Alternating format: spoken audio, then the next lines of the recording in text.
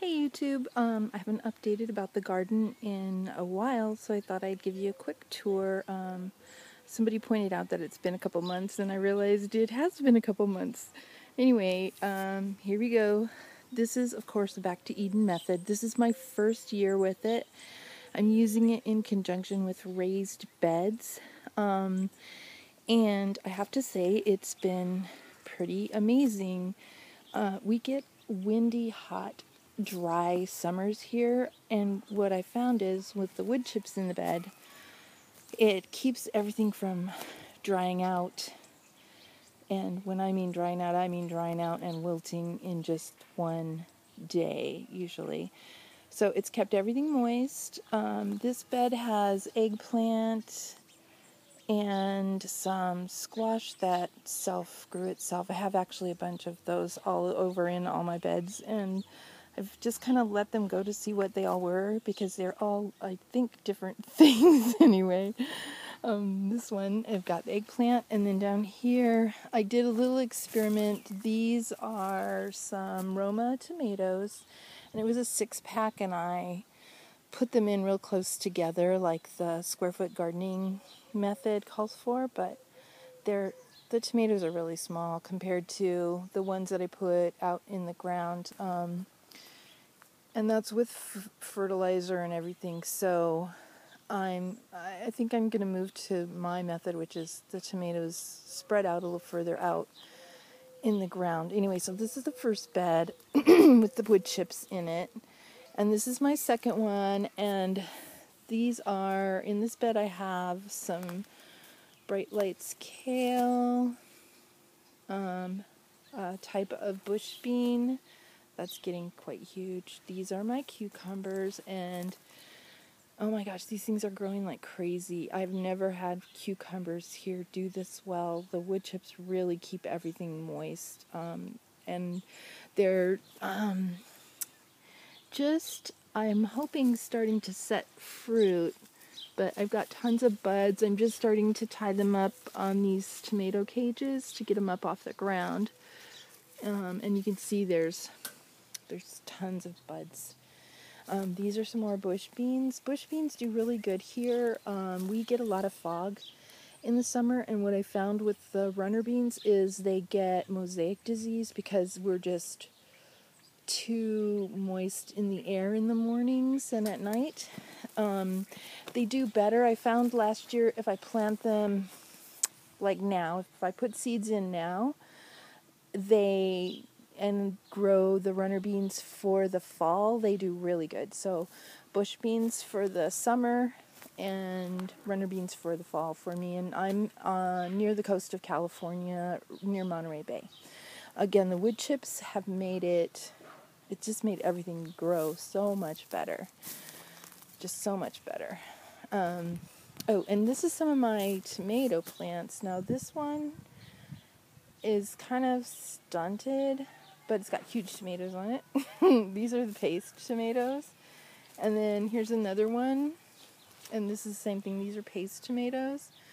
I don't know, these guys are right in amongst my fruit trees, so I'm not sure how much that affects it.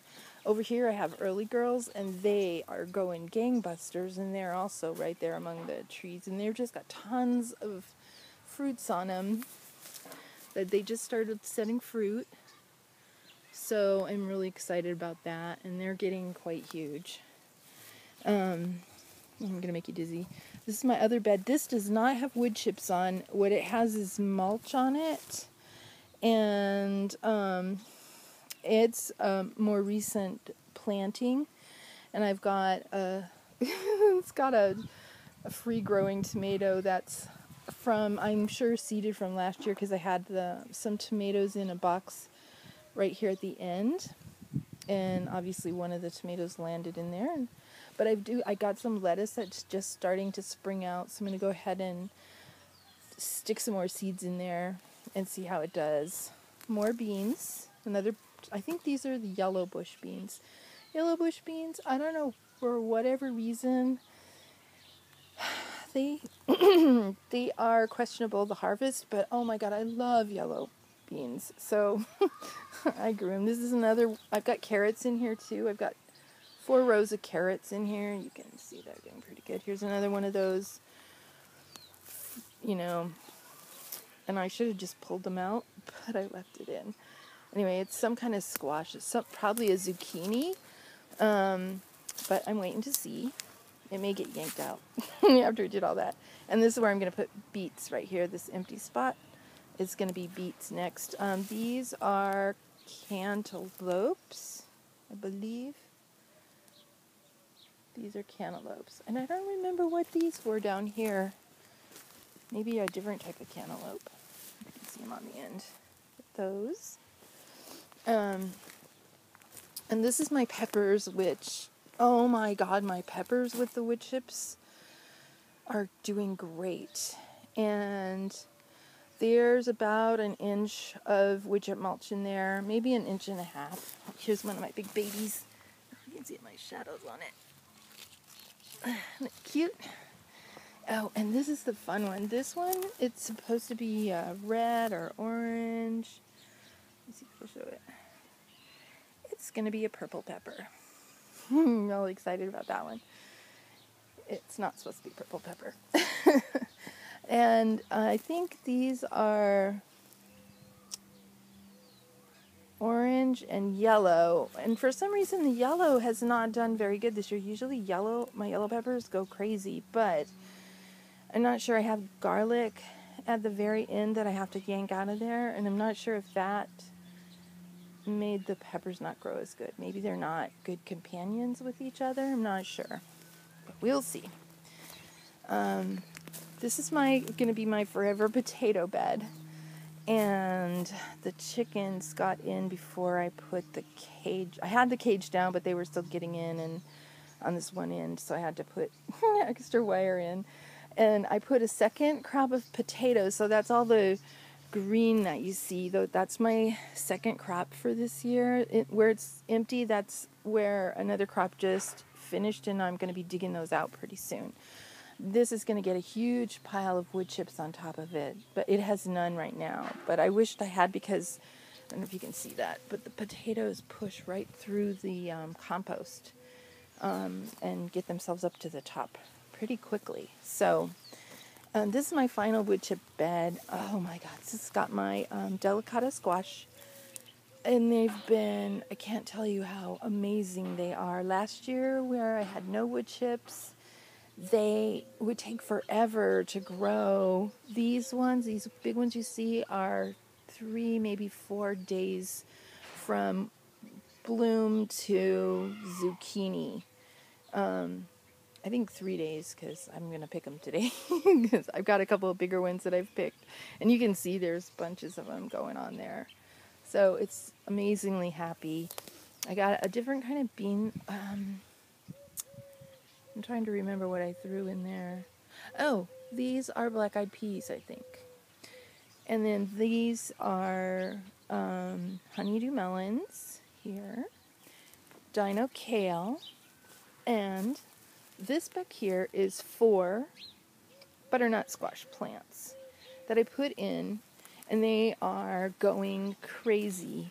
Last year I had 4, and it just made these little sad little squashes. But look, this is my first baby. Isn't it pretty? He's getting huge. And it goes, I'll show you the backside. It's taking over. They're taking over. They're going over into the blackberries. And these are my poor little blackberries. I'm going to be stringing them up probably next weekend. And they've been, the poor things, for 2 years we kept cutting them down because we needed to replace the fence. And so I finally got the fence replaced. And so this is, that happened in the spring. And so this is all the little babies that popped out. And they are just doing just happily here with the wood chips. Now, because we're very, very dry, I obviously needed a lot more wood chips down. And I put 4 inches down, but as it's broken down over the winter, it's compacted down to maybe 1.5 inches. So I would say to you, do not hesitate to put in more than 4 inches of wood chips on top of stuff because the 4 inches just compacts down the first winter. These are my Better Boy tomatoes, and here, I'll put a stool in front of them so you can get an idea of how huge they are. Just huge. And I have never had my tomatoes do this good, ever. And I totally attribute it to the wood chips, because there's no other explanation. These are more free stuff just popping up from whatever. Peppers. Oh, and my corn.